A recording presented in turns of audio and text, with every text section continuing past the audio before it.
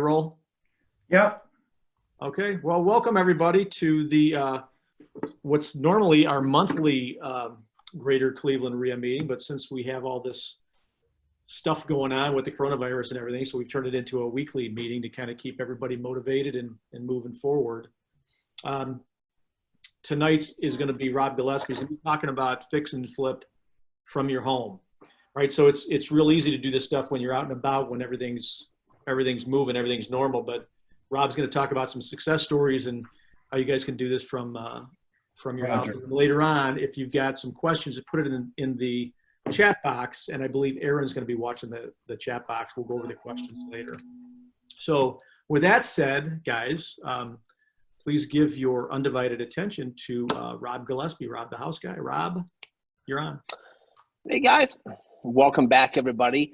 Notice how quickly all these meetings start going now that, we're doing them weekly and not monthly. There's not like a lot of BS and talking introductions because we already all know each other and we're already kind of in the groove. So still in a lockdown. And I mean, I'm sure some of you guys have already broken and you've went ahead and went out and started going through houses again and forgot all about social distancing. I'm one of the weirdos that have still stayed home here in the Muscle Vodka Zoom room and I just worked from my desk. But believe it or not, it's working better. For me personally, being tied from a computer is working way better than driving around 30,000 miles a year.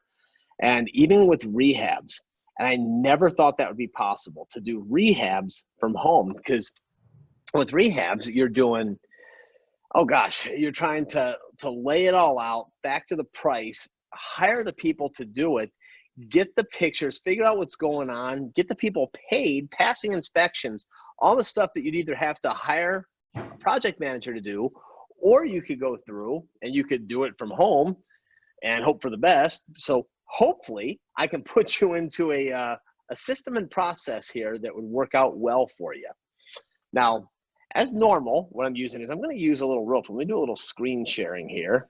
Screen share how this, we're going to share right over here with my technology. Boom, does it look like that?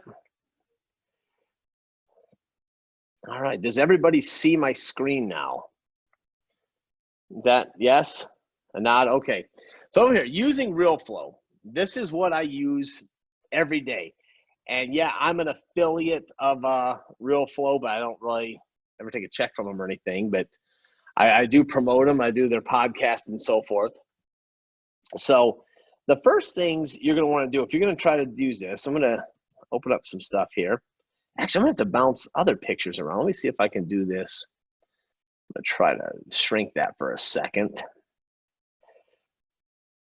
All right. So I can do it on one shared screen here.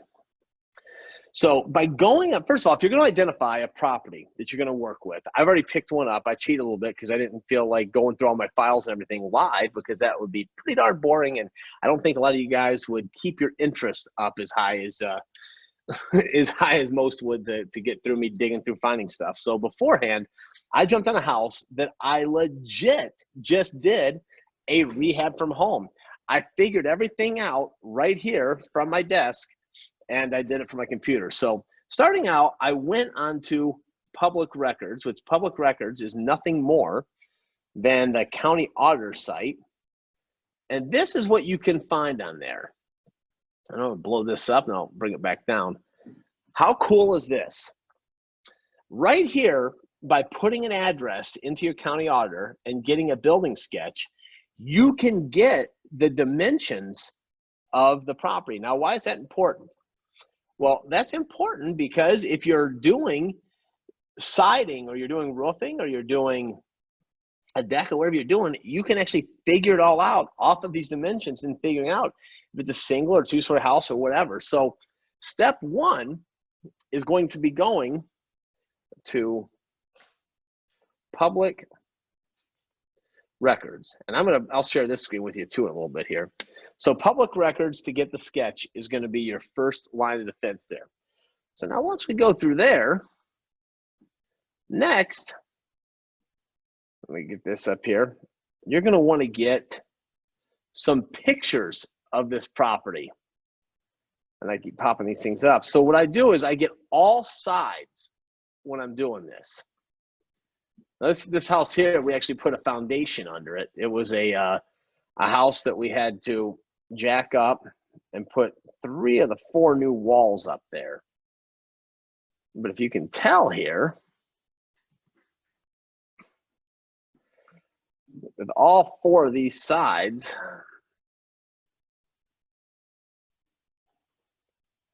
by looking at this, what this tells you is you have the dimensions from your last picture. Now here, you have all the sides of the house. Yeah, I know the one side you can't see so well. I'm just out of room on my screen. I'm going to stop opening pictures up for a second. But if you're looking, right here, you can count windows. Windows are always easiest counted outside.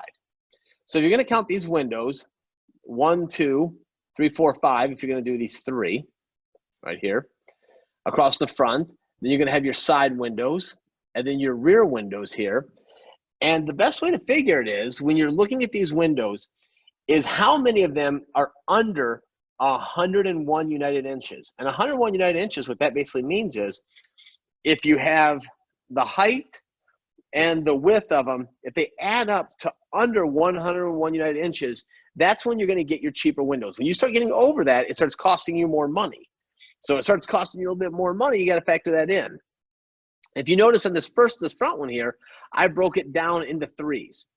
And I looked at 3 different windows. So by looking at this exact picture here, and we're factoring this in, now we can look that it's a 1-story property. We're looking at the siding here. It's 1 story. So this does not need to be exact. You're doing estimates right now. Your contractors will give you the exact pricing of what it's going to be. But you have to know enough to keep the honest people honest. You don't want to go into this blindly and say, give me a siding quote, and then you have no idea how many square it is. You want to know how many windows you have. You want to know the price per window. Get all of your data put together so when you're putting it out there to bid, you actually have some basis of comparison to what they're talking about and seeing how honest they are up front. Because if they're lying to you up front on the bid, that's going to be real ugly by the time you get down to the actually getting the job done here. So looking at all the sides, you've counted the windows out. You figure out how many under 101 United inches. Count the doors. Figure that out. Looking at the siding, knowing from going back to your dimensions, if you remember, going back here. Open this back up here. Going back here, remember? Boom. How many feet it is across. So you know now that from here over to here is 41 feet, roughly 8 feet. So 4 times 8 is 320 square feet. So you do that times 2. You know, you have 640. Then you do your sides here. If your sides are going to be 26 and times 8, again, same thing. So you start adding up how many square feet of siding, because a square of siding is 10 feet by 10 feet, which is 100 square feet, and that's called a square. So if you drop a 0, it's just called, you know, just a square foot of siding. So figure out how many square feet of siding you have. Now, this is where all your geometry came into play when you were in high school or junior high or however advanced you were. Maybe you were one of those 4th graders taking geometry. But if you're looking here at your side, looking at your angle here, you have to do a little bit of guesstimation math. If you're figuring this is 8 feet right here, you're counting how many boards you have down through here, dividing that out to see how many inches that board is to make 8 feet. Now right here, count that same amount of boards up to here. I can even mark this up a little bit here. How's that? Well, this is gonna get fancy on you guys. So right here, and you can figure,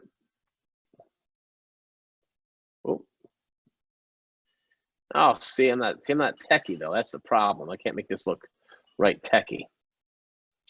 Well, anyhow, it should be like right here how I was putting this angle. If you guys can see what I'm doing here, figuring this area in here. Again, it does not have to be perfect. It just has to have an idea of how many square feet. And I'm not going to estimate this whole house and just bore you to tears here. Looking at this house too, you can know it needs gutters on the outside. You have to put gutters across there, but you can tell your gutter guy, I have 41 feet across the back and 41 feet across the front. So you know about how much in gutters you have.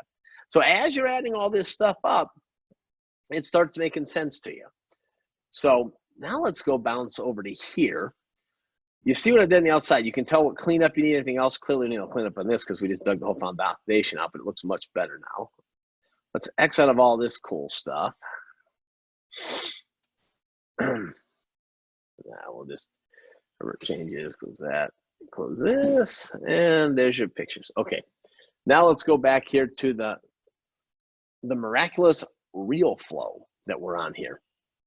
So going back to RealFlow, this is why I use it. It works for a ton of things, and this is not a sales pitch for them. Like I said, it just happens to be what I'm comfortable using. So if I'm here in RealFlow, we want to find this house. This house, I know where it is. Baumhart Road in Oberlin. This is one that we had picked up, and perhaps the person we bought it from is on the call. Perhaps the person that we sold it to was on this call. But nevertheless, is the deal we just did here.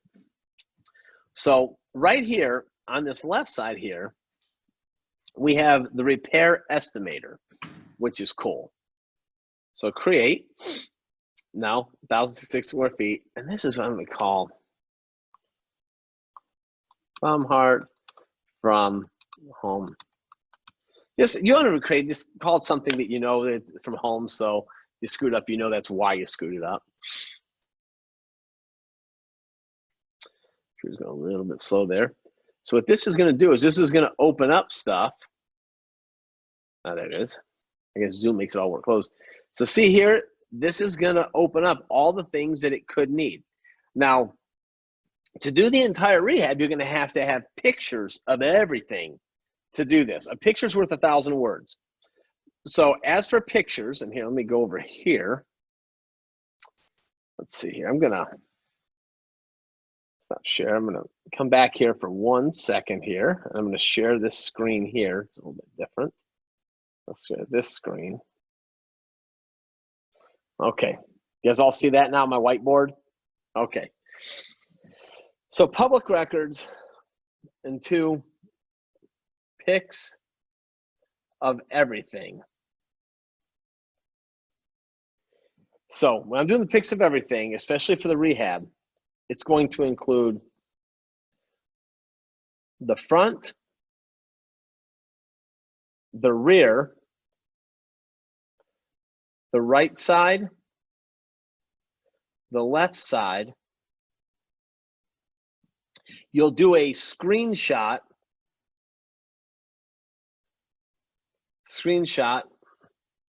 of layout from public records. Outbuilding, there's an outbuilding there. You're going to get the kitchen, the bath, electric panel, water tank, furnace. You get the electric meter outside. That's important to get because you want to be able to see that and see how old it is, what kind of service is coming in. Electric meter on the outside. AC unit, and anything bad or good. These are the main things that you want to get on here when you're getting pictures of everything. Because if you have all of these pictures, this is going to help you tremendously when it comes to this. Because you can guesstimate and be pretty darn close on what it's going to cost you based off of these pictures, based off the size of the house and everything else. Because you have to litmus test these houses out. A lot of times when people are saying things, maybe it was on this call, but it wasn't. Someone was telling me about a house the other day that they want to sell, and they were telling me that it was a 5-bedroom, 3-bath house. The house was like 744 square feet. Like literally, I'm picturing cubicles with beds in them and bathrooms across the hall. I couldn't imagine how you could have that many beds and baths in something that size. So you have to kind of also use context clues off square footage on this. Like this house here is showing 1,044 square feet, probably pretty accurate on that. So you want to get all these pictures here. Get all these pictures with public records, everything else, the square footage, the layout, all of this, and now you can kind of go to work. So now we're going to go back and we're going to start sharing back on this other screen here as we bounce around. Boom. Yeah, that's it. And we are back again, guys. Yes, back to this, back to real flow. Oh, I lost everybody there. Okay. So let me get back here. Okay, so now back over here. Now we're going to start looking at here. Like the roof, it didn't look like we needed anything to the roof, so we're not doing that. Gutters, yes. Boom. Oh, boom. Gutters right there again. So we're going to go lineal feet. So keep in mind when you're doing lineal feet on these, you have 40 feet, 80 feet total. Then you have to figure all of your downspouts that come down, call that 8 feet apiece. Then you have to have your two sides down your garages. So if that's 24 feet and 24 feet, what's that? So that's 20, 40, 40, 40. So that's going to be 120. Then plus you're going to have 8 times 6 is 48. So a couple hundred feet, roughly, just doing this. And I don't have a calculator in front of me. I'd be much more precise if I wasn't doing this in front of an audience of people off the top of my head here. So if you called this, oh, not 200, 200 feet right there, boom, you'd have like $400 in gutters. Now that might be a little bit light for gutters in today's market, but that's okay. You don't have to be 100% accurate on this right now. Exterior finish, we could go to siding. We'll go to vinyl siding, and this is we're just going to guess. It's 1,066 times 225 square foot. So that would be $225 per square. It's a fair amount to say. So you have $2,300 there. No masonry, no painting. Windows, I'm just going to start guessing. I didn't count them. Let's see. 1, 2, 3, 4, 5, 6, 7, 8, 9, 10, 11, 12. Let's just call it 12 windows. So let's call this 12 windows right here.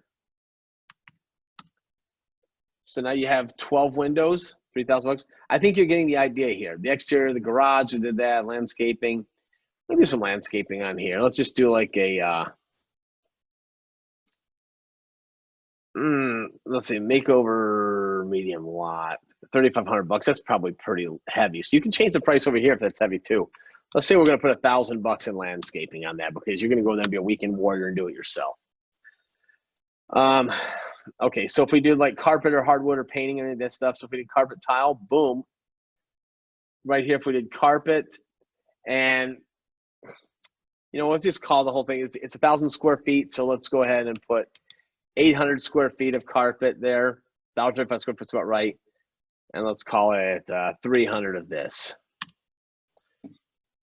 All right, now this is where you can get like into the kitchen group, put a new kitchen in it. If we had pictures of the inside, which I didn't get it, I do have the pictures, but I didn't want to bore you guys to death on that. High end, low end, we can go low end kitchen countertop, $8,500. That's more than enough to lay that kitchen out with countertops with granite. That's with stainless steel. That's really laying that out. Bathroom grouped. Full bath, replace everything. I can tell you right now, my price for those is $3,500. So I changed that because this is a national program. You'll get to know the numbers, and this is something you can even come back to the group with. You can go on our Facebook page that we've actually been moving a lot of properties on back and forth on there. You can go on Facebook and ask people those questions as well. And just whatever. Let's just put an HVAC system in. That'd probably be like. Let's go with a $4,000 system on there. That's be $4,000. So regardless, we do this. Let's just call it a $24,000 job, just for kicks, just to say $24,000, just to get through this. So then what we would do is we come up here, and you can generate the documents. And right here, hold on, that's one thing about being a Mac user. It sort of works sometimes like this, sometimes it doesn't. And then bringing this back over from another screen, right here, it kind of gives you something to go off of.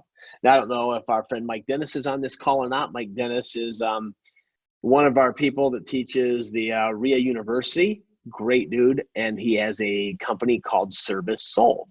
Service Sold, you could definitely take something like this and break it down and put it into Service Sold and say, hey, I'm looking to get my siding done. I have a $2,398 budget. Well, of course, you're going to take materials out of that. And who's willing to do it? and go through and get reverse bids on them. That's one way of putting all this stuff together. Rob, Mike will be Yeah. on about 6:30 or 6:40. He's out actually looking at houses. I'm glad he cares all about our well-being as he's out. Hope he's wearing a mask. All right. So anyhow, so you guys ask Mike about that later then but you could put stuff like this in there. But even more, by talking to people, especially right now during this COVID lockdown, I can tell you that people are getting freed up.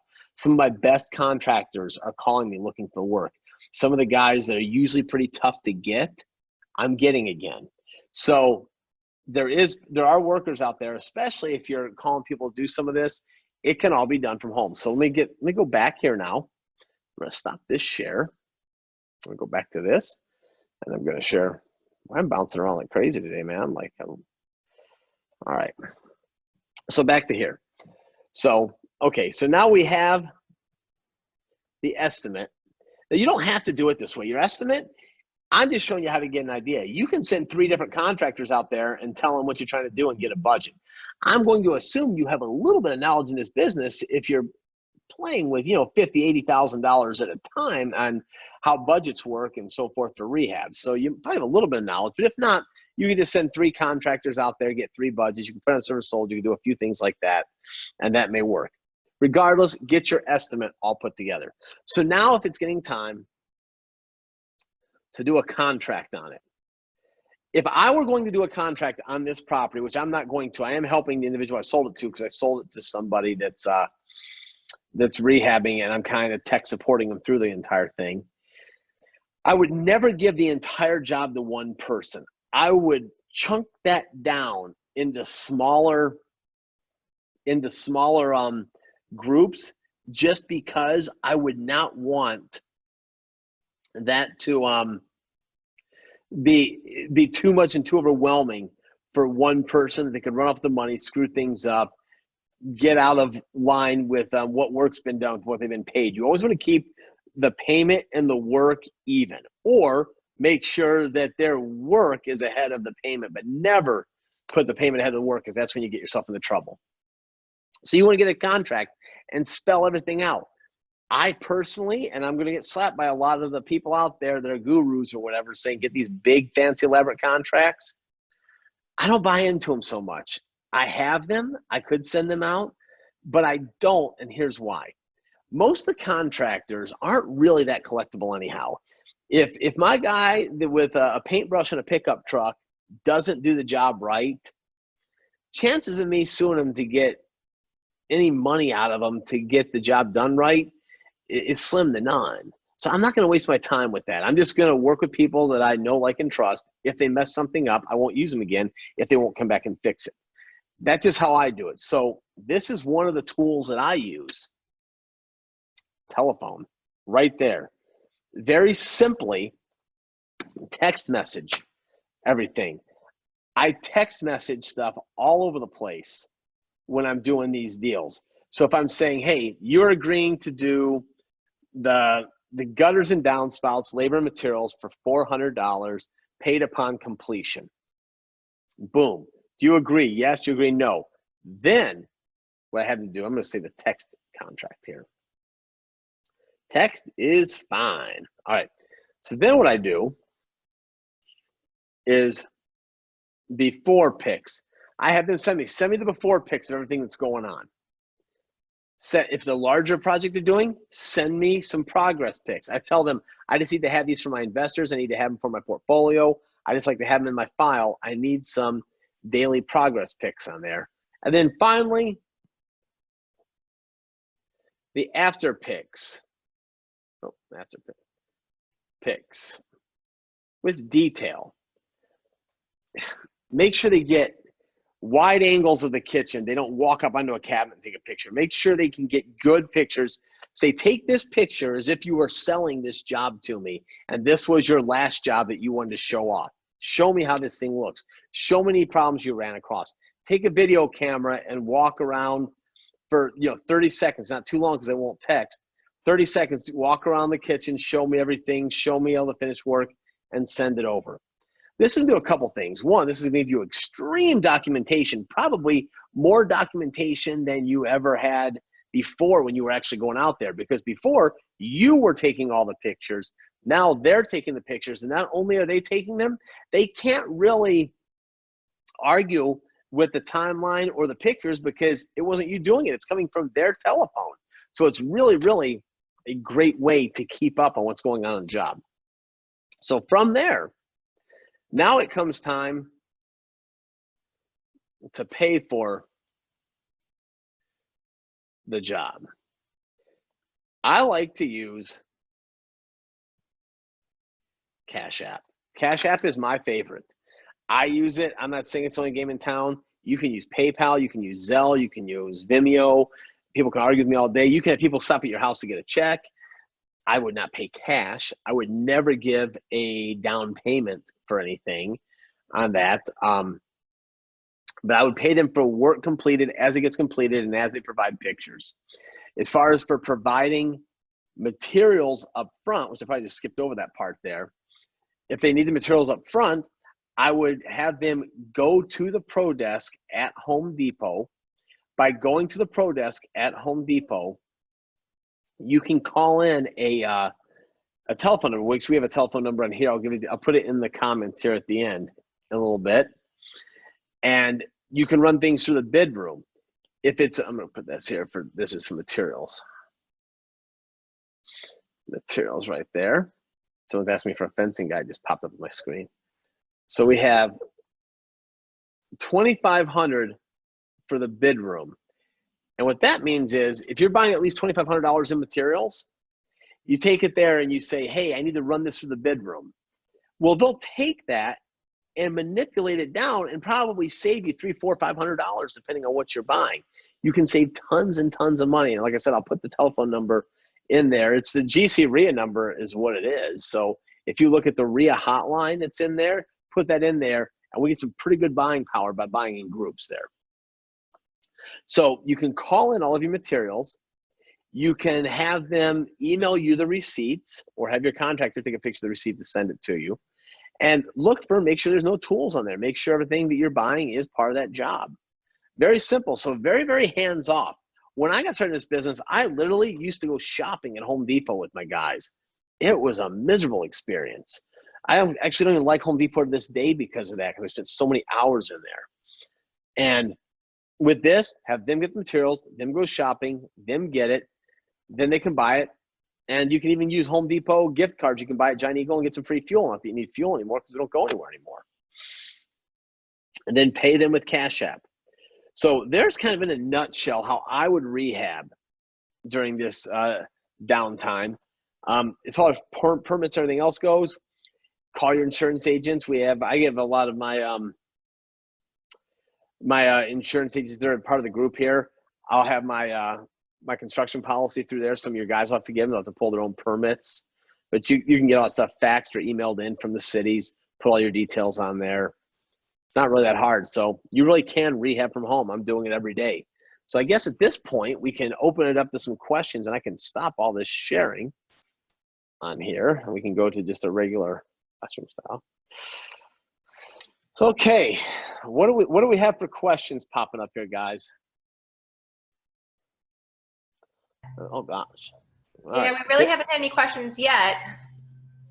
Nothing. Everyone's got all this stuff. You guys are all geniuses at this. Does anyone want to share any experiences of how they are rehabbing from home right now and how things are going for them? Does anyone have any big projects going right now that they're working on and they're not going out to every day to check on them? Am I the only lunatic doing this? I think that might be it. Well, I'll say that I just went and looked at a flip, and in an attempt to do it from home, I kind of stumbled along something that I thought might be an issue, is that the auditor site listed as a 3-1, and it is most definitely a 2-1. And the second floor, that's kind of like a bungalow, is a very odd layout and would become a very difficult bedroom. How would you handle that? I think what they did was took the doors off of what would have been a third bedroom and opened it up so it's like a dining room, part of the living room. So how would you factor that in? How would I factor that in? Well, like how would you, if you ran your numbers as a 3-1, never walking the property, it is a 3-1, but you'd have to build a wall to make it that. How are you just building walls and adding it into the real? Yeah, real I flow, just or build what a would you wall do there? back. Yeah, I mean, here's the thing. I'm not completely blindly buying stuff. I'm talking about rehabbing Oh, from of home, not course. buying from home. So, I mean, I would have someone walk that property first and tell me, show me the layout, take me some pictures. I could look at something and see if there's enough room to put a wall in, put a door back up, or do whatever to see if we can add bedrooms or bathrooms. Because that's really the key to the values of anything is bedrooms and bathrooms. It's getting as many as you can in there. It sounds crazy, but yeah, usually they're lying the other way and they're saying it's a 2-bedroom, it's actually a 3, but you just got in a bad situation. Someone tore a wall down. Yeah. It didn't work out well. Basically, I used your info from last time talking about opportunity, and it seems like more of a fix and hold thing than it does Yeah. a flip thing. So based Okay. on what we saw there. Curtis asked, so you make the contractors buy the materials up front? Do I make them buy them up front? Well, we like to get here's the thing. There's a few things. If you get into a habit of putting a bunch of materials on the job, that's a bad idea because they grow legs after a while. So if you have a bunch of 2x4s, a bunch of drywall, you have your sink, your water tank, all that stuff, it just slowly disappears because it goes to other jobs. So I wouldn't overstock the job. I don't do a lot with getting stuff delivered directly to the job. I have my contractors pick it up, and that's why I try to use contractors that have pickup trucks or vans or at least a method of getting stuff there. If not, they can always use a Home Depot delivery service, and that'll be fine. Getting it up front, like I said, I will not give a deposit. I'm not. If there's a contractor on here asking me for a deposit, I wouldn't do it. I would say, tell me everything you're going to need. Let's work this out in manageable draws. So if you're doing, let's say, the drywall, let's say it's already insulated and wired and plumbed and it's ready for drywall. I would just tell my drywaller, tell me what you need. How many sheets of 5/8 for the ceiling? How many sheets of 1/2 inch? How many sheets of green board do you need? We can get that dropped there. How many buckets of mud? How much tape? And then after you get it hung, I give you this. After you get it taped and mudded, I pay you this. And upon finishing and priming it, then you get your final draw. I would break it up into 3 chunks. I wouldn't try to make them wait the entire time.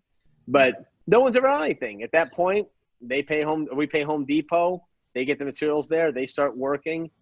Just like if you went to work at Burger King, you're not going to show up on day 1 and say, I need paid for the next 2 weeks before I start making burgers. Make the burgers first. Are you paying the contractor? Like you give them the money for them to buy it? No. Are you going directly through Home Depot, kind of like everything else nowadays where you buy online and they just go pick it up? Here's something weird. That's a funny story. And my wife and I were laughing because in our office, I thought it'd be cool and try using the Home Depot online app one day or the online portal one day to order stuff. So I'm trying to order all this trim and stuff. And it said, well, this isn't in stock, but we're going to get it to you. I'm like, well, I don't want it. And you couldn't take it off. So they ended up saying, well, it's going to ship. You just got to give it back. Well, I have this big box of mismatched trim now that's been shipped to me, and it's sitting in the office, and it's like 10-foot lengths, and it's been there for like 6 months. My wife and I are tripping over it. And this other day, I was like, I got to take this thing back. So I don't use their online. What I do is I tell the guys to go get what they want. I'm not a real particular rehab guy where, you know, whatever's on sale, I'm going to use. Like if gray tile's on sale and it looks nice, then let's go with gray on this job.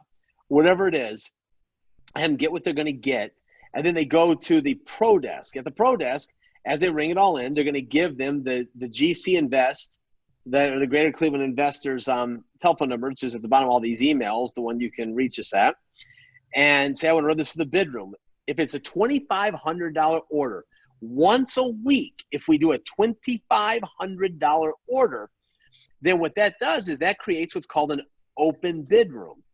So, you know, let's say that, you know, Gary goes and spends $2,500 for open bid room here today and for bid room today and gets a bid and starts his job off. And then Rich Bailey just goes down here and he's only going to go spend $300, but he's like, here's the telephone number. I have a bid room open. We'll have a constant bid room by sharing that same number.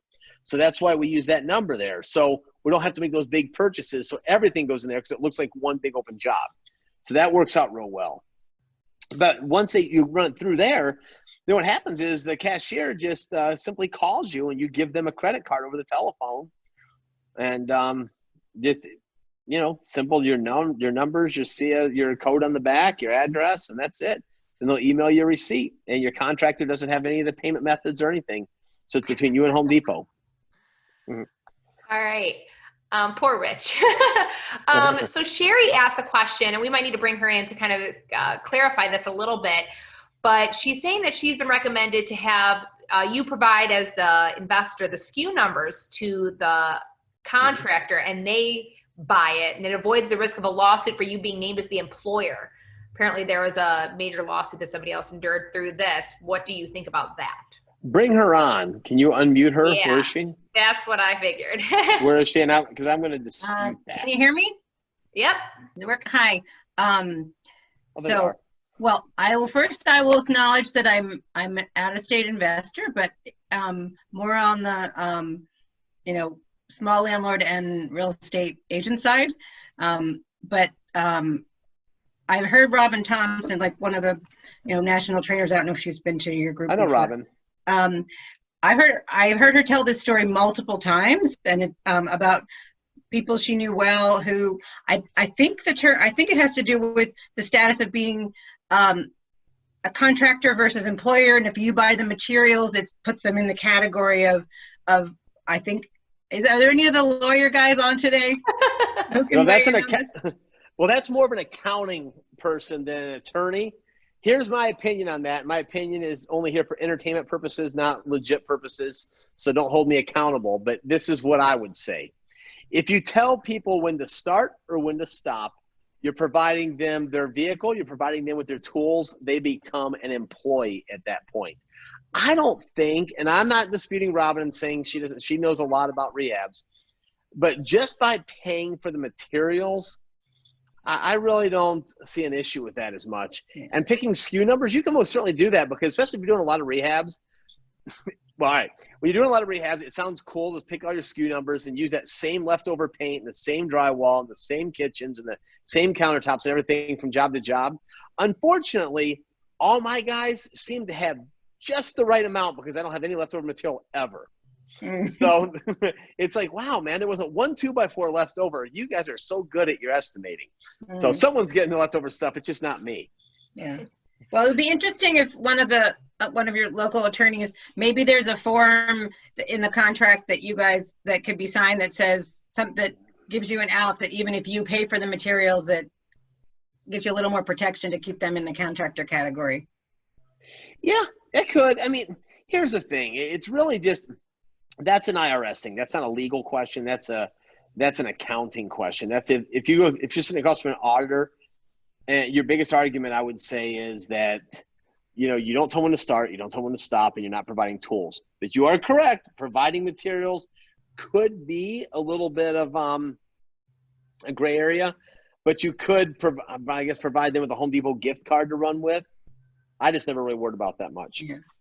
I don't know. I mean, under normal circumstances, no problem. But I mean, the example had something to do with like a young guy who was a sub or on somebody's team, like fell off a roof, later died. And then there was this major lawsuit by his widow. And then they want to go after anybody who in the chain who you could say was the employer and in charge of that sort of the scenario, I think. Well, yeah, when there's a lawsuit that hits, it's the more the merrier. They're going to sue everybody. They're going to sue. Listen, if for the advice I gave you tonight, if I said, listen, you're going to be completely fine with this. If that entire thing came off of, someone fell off your roof and you got sued on that, your attorney had a recording of this call, they would sue me for saying, it seemed like it was a good idea. They would sue everyone else for nodding their head yes. They would see, Gary Newman smile and they go, yep, Gary agreed with it. He definitely contributed to this whole factor. So they sue everybody at that point. And, Right. Anyway, I just wanted to float that out there. No, great. I really appreciate the input. I think it's amazing. And yeah, the more you can do, but I would rather take the risk of having them called an employee than I would take the risk of them running off with $1,000 down, because the likelihood of them taking off with the money and going on a heroin bender is a lot higher than them calling them an employer. Sorry for any of my addicts out there. I didn't mean to offend you on that. We have a couple people asking about the number for the bid room, like you had mentioned.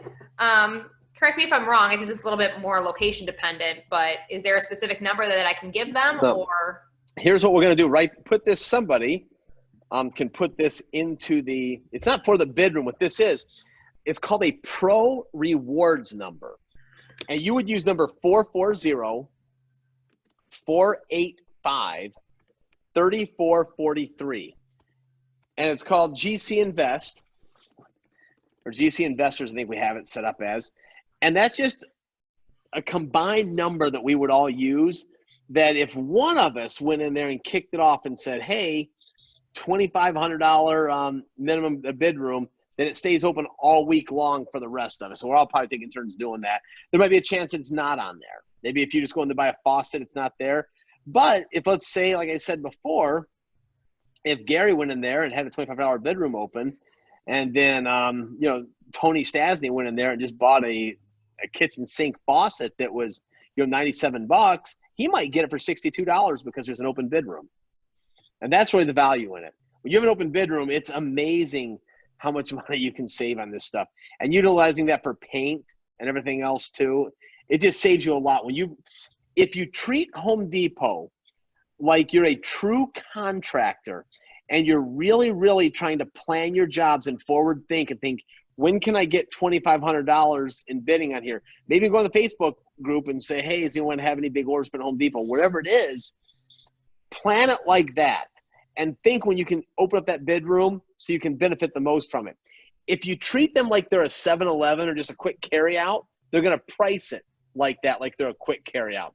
If you're running for a box of nails here and there, try to spike your job up front with getting all the materials at least paid for and then get them delivered in stages. You can even spend $2,500 and just tell them keep it in a will call and then move it out from there. But I use Steel Yard sometimes. It's kind of the hood store, but it's all right. Can you verify who's doing the bidding? Is it you who's bidding? Is it Home Depot who's bidding? Oh my gosh. Who runs ads on Google or Facebook? Because I think it's about the same computer algorithms that come up with the bids. Sometimes you are like, knock it out of the park. It was an amazing bid. Like, oh my gosh, I saved so much money. Other times it's nothing. And then you can tell them to rebid it and try. So it's all computer generated, or people in Georgia or wherever they're from, wherever Home Depot's home headquarters is. But there's no rhyme or reason. Sometimes you can crank it out and sometimes it's not so great. All right. When you check out, tell the cashier that's what Rich said. Is there another number for buying paints that's separate than the bid room? Nope. It's a Pro Rewards number, the same one. Here's the argument I give them. Get this ready, guys. At Sherwin-Williams, I buy at Sherwin-Williams as well. Sherwin-Williams, I'm paying for their ProMar series about $11 a gallon. So $55 for a 5-gallon of semi-gloss. And just mention that to them. Just say, hey, look, you got to get better on this paint. Call the manager, because with our account, we can get $11 a gallon over at Sherwin-Williams, which should be about $34 a gallon, I think, is what it retails for. So when you argue with Home Depot a little bit about that and tell them that's what you can get, they'll work with you. They'll call the paint manager over and give you better deals and just price it. All right. And we should say too, that's one of the benefits of being one of the Greater Cleveland RIA members is, you've got a ton of these different opportunities at Home Depots and Sherwin-Williams and things that you get by, being a part of us. Mike Dennis is on. Do we want to refer back to him and ask him a question? Why don't we give Mr. Dennis, I know Mike's not a cameraman, but I think he can go audio. Let's give him the floor here for about 5 minutes.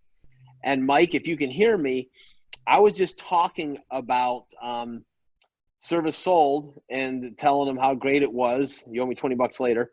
And how people can utilize it by once they get their numbers dialed in off of using a program like I'm using a RealFlow showing, hey, I'm going to have a $24,478.50 budget on this, and this is how it's broken down, how they can use Service Sold to actually get the work done.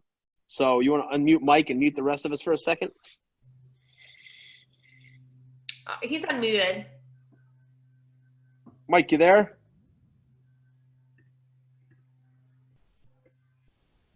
No? He just told me he was on. I will I contact see him. him on and he's unmuted. Mike, you there, buddy? No? Okay. All right, I'll try again and see what Okay. the problem is. Put him on. We keep going, keep asking a couple questions. Mike, just go ahead and ping Gary or someone and let him know. Just if you want to jump back on here. We have any other questions here? Should there be any other Home Depot's account number? Now, everything at Home Depot is really going based off of this Pro Rewards number. That's your big thing. Now, you can most certainly open your own Pro Rewards number. You are not bound to using this one. This is not some magical number that, we created. It just happens to work well. Now, in full disclosure, we're talking a lot about Home Depot. Home Depot is not a gold sponsor of ours.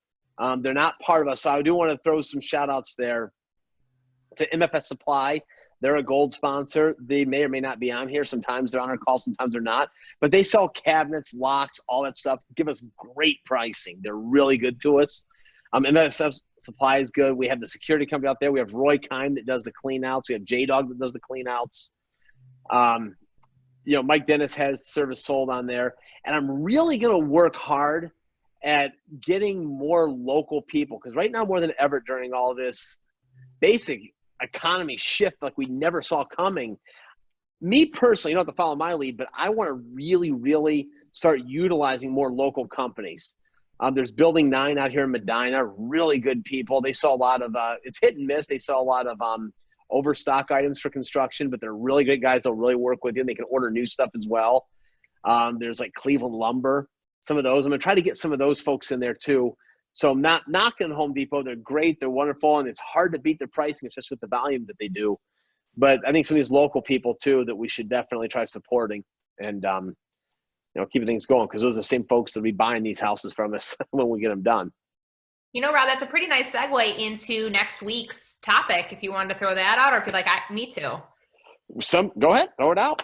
Okay, so next week, talking about these contractors and who to use and who to contact, we're going to do kind of like a meet your match thing. So we're going to bring on different contractors and plumbers and concrete guys. And so if you are one, if you know anyone who is, contact me specifically, because we would like to kind of bring other people in. There's a lot of benefits to being one of our gold sponsors. We've got a lot of gaps that we could have filled and are looking for people to do that. So I know when it comes to fixing and flipping, we all, it's hard to find a good contractor. It's hard to find a bunch of these things. And so what we're trying to do is give you a good network and a good source of people to utilize for that. So we're going to kind of flip things up a little bit differently next week and try to match up some people with what they're looking for. So if you are, one of those people, contact me and we can try to do more like what Rob was just saying. Yeah, and if we have any contractors, thanks a lot. That's very good.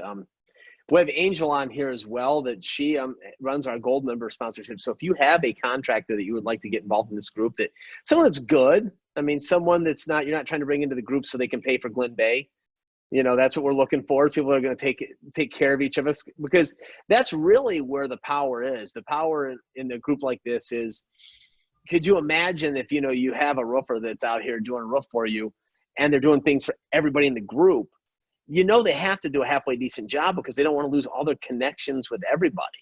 Mm-hmm. So if someone does one of us wrong, then we're all going to talk about it and say, oh gosh, I don't think I'd use this guy for windows because, my windows didn't show up, whatever the heck the reason is. So next week when we do that, bring some of your guys in here, gals or whomever it might be for your contractors. But yeah, our focus next week will be all about, the making the match there and trying to bring the gold members in here that are all about construction and contracting, that people can really help us service our houses more at a physical level than more of a financial level.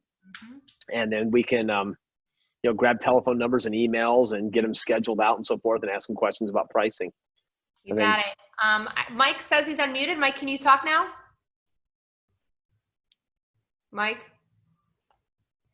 Mike's using sign language like the lady behind Mike DeWine, so he's going to have to turn on his camera. I'll interpret. Right. Well, if we can't get Mike, we don't have any further questions. We can see if anybody's interested in the buy-sell trade. Does anyone have any deals that they're looking to sell?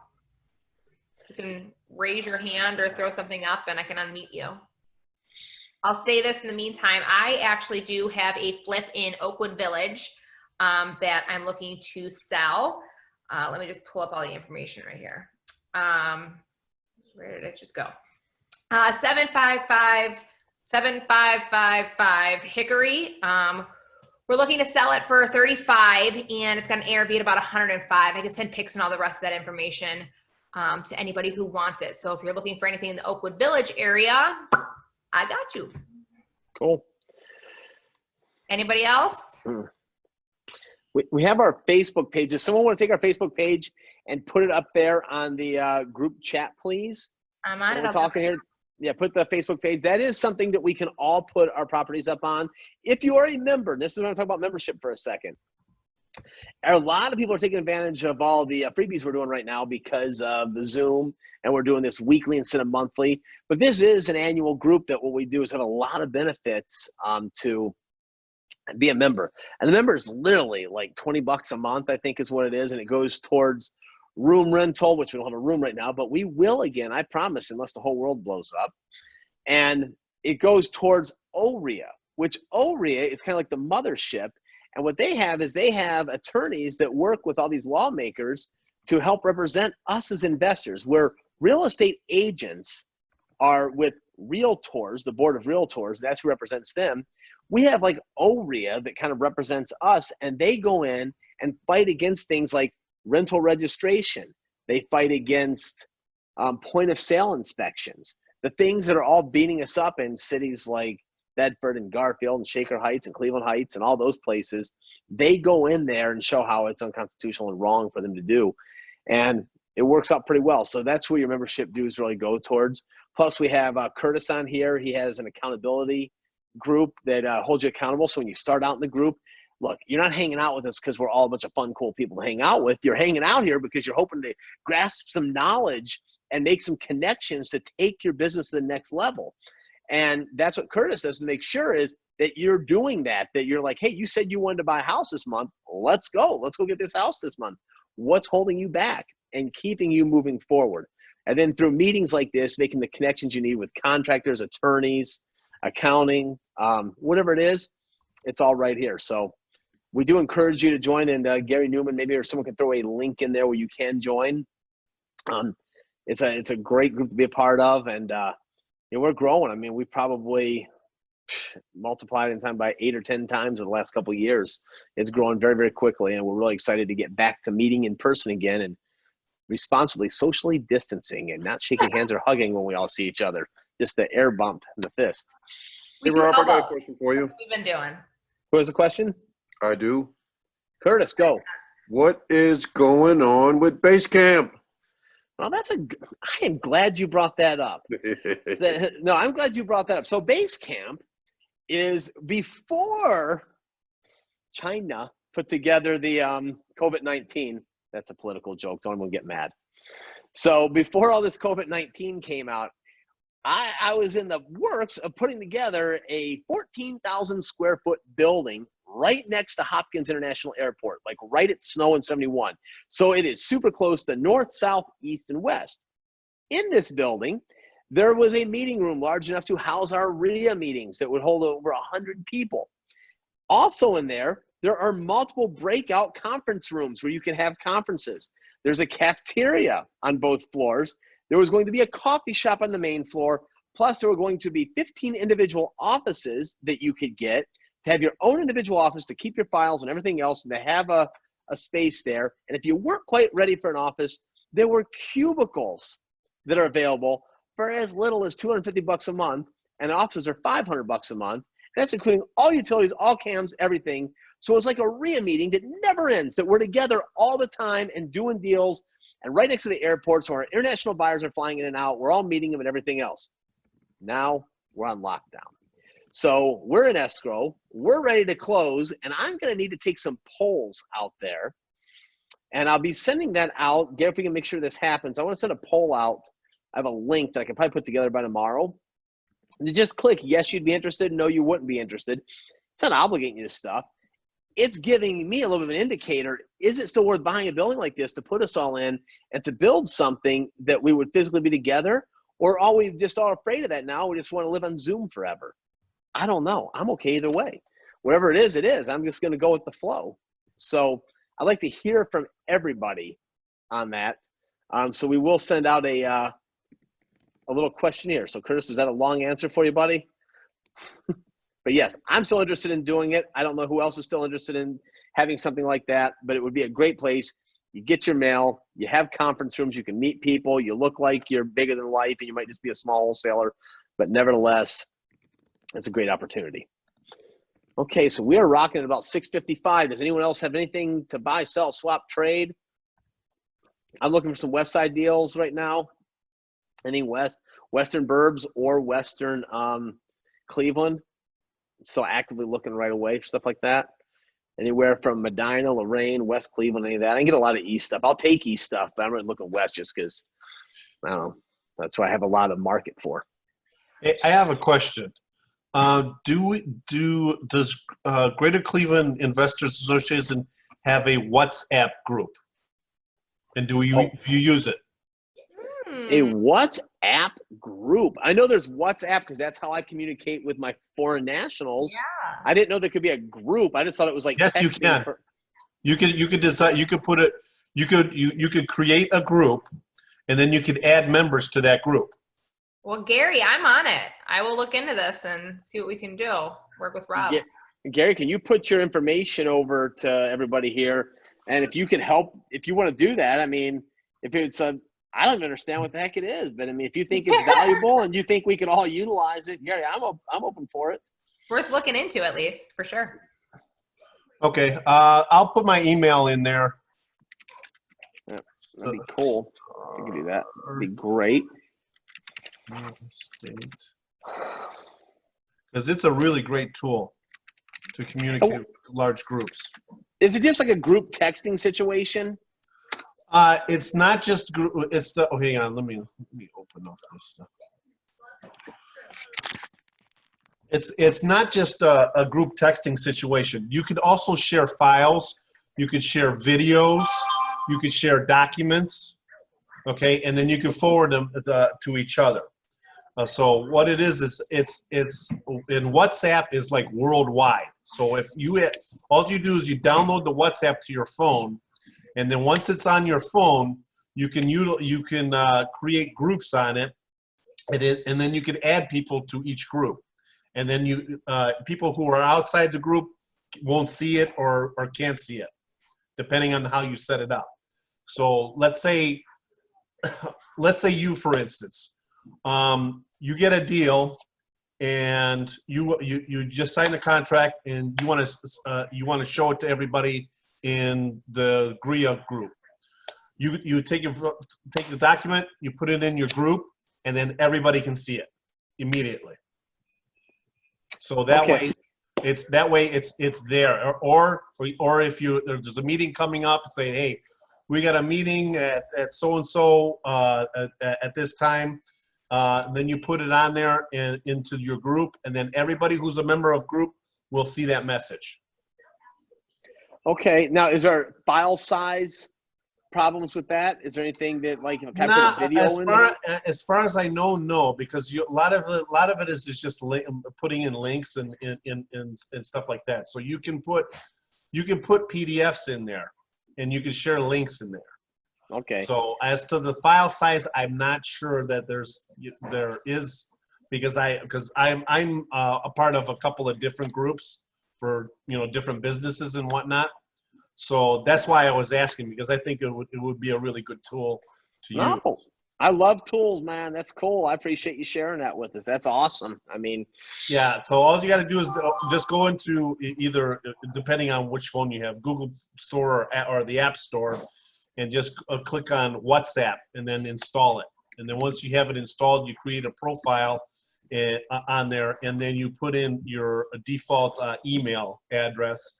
And then from there, you can text or whatever to anybody in the group or around the world. And you could just, like I said, you could create specific group. Awesome. Okay, back to you again. Like, let's say you have a group that are just your builders and that you want to talk to your builders. So you create a group for just your builders, say, hey, I have a bid contract for this apartment building, and I need some bids for it. And then you put it in there, and then all your builders are going to see that from that group that you created. Then you have another group. You could create another group saying private investors. And then you list all the private investors in there and say, hey, I have this deal and I need financing for this deal. And then it goes to them, and then all of them can see it. But they all see each other's answers and you see the conversation, so they're not Yeah. not exclusive. Okay. Yeah, but you could but in that instance, yes, everybody would see the responses and stuff like that. But you could turn around and go privately to them and say, hey, PM me privately, and then you could go, and then they go to you privately and say, hey, this is what I want, you know, and then you could just discuss with them almost like a regular text message. Awesome. Well, thanks, man. Yeah, it's awesome. Appreciate that. So, all right, guys, it is that time. It is 7 o'clock. We are 35 seconds over tonight, but we came pretty darn close. Looking forward to seeing everyone next Tuesday. If you can get all your contacts over to Angel, or I think she's the one handling all those in the contractors to get them signed up as gold members if they'd like to be a part of this and be showcased. I promise you this, anybody that they drop on here that has skill, that shows up and knows what they're doing, has their own tools, they're going to leave here with quite a bit of work next week, I'm sure. Because there's not one of us that don't need to do some work on our house. And if we think we don't need to do the work on it, the city will remind us that we do. So, Yeah. all right, guys, I'm going to sign off here. Thanks for coming, everybody. Make sure you go on the Facebook you. group. Thanks, everyone. Have a great evening.